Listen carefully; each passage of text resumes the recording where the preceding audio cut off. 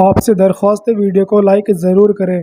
UP के करीब 1.5 दर्जन जिलों में बाढ़ से बहुत बुरी तरह प्रभावित हुए हैं। मुख्यमंत्री योगी आदित्यनाथ ने बुधवार को बाढ़ प्रभावित इलाकों का हवाई सर्वेक्षण किया। वे वाराणसी में भी बाढ़ का जायजा लेने के लिए पहुंचे। वे 80 घाट सेवर गंगा के उन इलाकों में गए जहां बाढ़ का सबसे ज़्यादा असर देखने को मिला। एनडीआरएफ की नाव पर सवार होकर हालात का जायजा लेने के बाद मुख्यमंत्री बाढ़ राहत शिविर में पहुंचे। वहां उन्होंने बाद में राहत सामग्री का प्रतीकात्मक विवरण किया। उत्तर प्रदेश में बाढ़ के हालात के बीच मुख्यमंत्री योगी आदित्यनाथ ने बुधवार को बाढ़ प्रभावित क्षेत्रों का हवाई सर्वेक्षण किया और इस समस्या के लिए राजस्थान और मध्य प्रदेश के बांधों से छोड़े गए पानी को जिम्मेदार ठहराया है। मुख्यमंत्री ने गाजीपुर के बाढ़ से घिरे क्षेत्रों का हवाई सर्वेक्षण करने के बाद प्रभावित लोगों को राहत सामग्री के वितरण कार्यक्रम में कहा।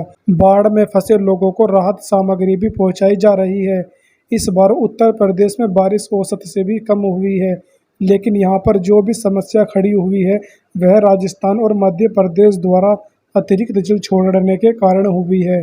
योगी ने कहा है कि इस बार राजस्थान और मध्य प्रदेश में भारी बारिश हुई है और राजस्थान से 26 लाख क्यूसेक और मध्य प्रदेश में 4 लाख क्यूसेक से अधिक जल छोड़ने के कारण उत्तर प्रदेश में चंबल नदी, बेतवा नदी और अन्य सहायक नदियों में जल स्तर काफ़ी बढ़ गया, जिससे गंगा और यमुना के जल स्तर से वृद्धि हुई है।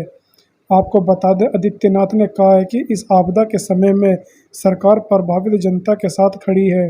उन्होंने कहा है कि सरकारी अधिकारियों के साथ साथ मंत्री और भारतीय जनता पार्टी के कार्यकर्ताओं को भी बाढ़ प्रभावित लोगों की मदद में जुटने को कहा गया है।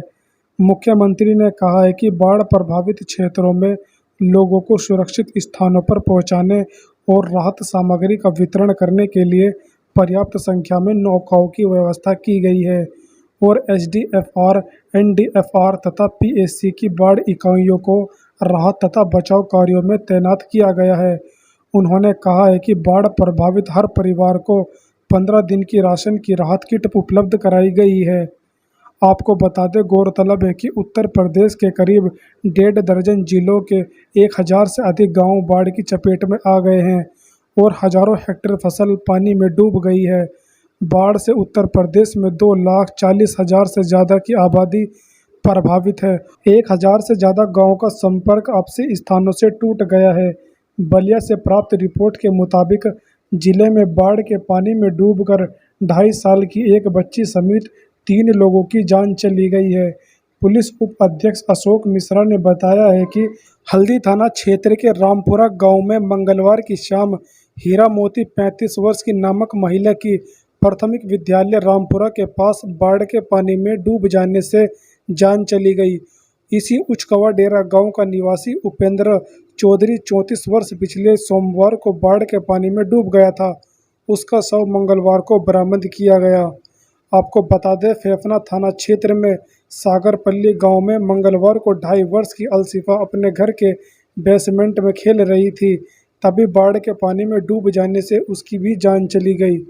आपको बता दें, बलिया जिले में गंगा नदी के जल स्तर में वृद्धि के कारण कुल 31 गांव बाढ़ से प्रभावित हुए हैं।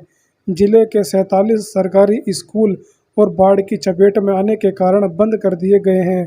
वहीं प्रयागराज से प्राप्त रिपोर्ट के मुताबिक पिछले एक सप्ताह से नगर के तटवर्ती क्षेत्रों में बाढ़ का सामना कर रहे लोगों को अब बीमारी फैलने की आशंका जताई जा रही है।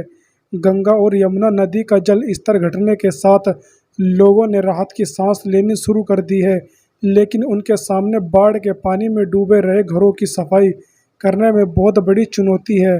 गंगा के किनारे के निचले इलाकों में बसे सलोरी, गोविंदपुर, चिल्लागांव, नोएडा, अशोकनगर, राजपुरा स्थित मकानों में बाढ़ का पानी घुसने से लोग ऊपरी क्षेत्रों में बने स्थानों पर बसेरा कर रहे हैं।